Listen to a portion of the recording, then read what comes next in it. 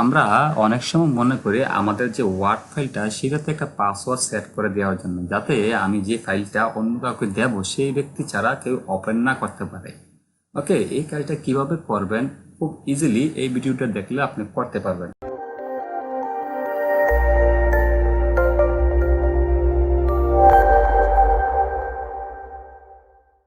এখানে দেখতে পাচ্ছেন যে একটা ফাইল। ওকে, এই ফাইলটা আমি যদি ওপেন করি আমি প্রবেশ করতে পারতেছি ফাইলটার ভিতরে, আমি দেখতে পারতেছি সবকিছু পাসওয়ার্ড ছাড়া।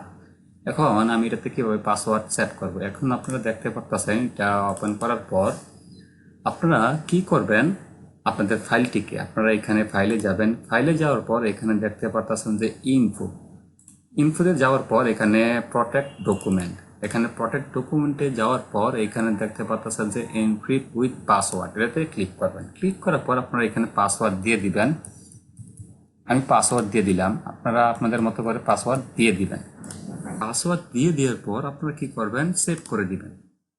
ওকে, দেন আমরা এখন দেখি আমরা ফাইলটা ওপেন করতে পারি কিনা পাসওয়ার্ড ব্যতীত। এই যে দেখতে পাচ্ছেন যে আমাদের পাসওয়ার্ড চাচ্ছে, আমরা এখন পাসওয়ার্ড ছাড়া এটা ওপেন করতে পারবো না। এখন আমরা পাসওয়ার্ড দিয়ে দিলাম, আমরা এখন ওকে দিয়ে দেখি। এই যে দেখতে পাচ্ছেন যে আমাদের ফাইলটি আবার ওপেন হয়ে গেছে।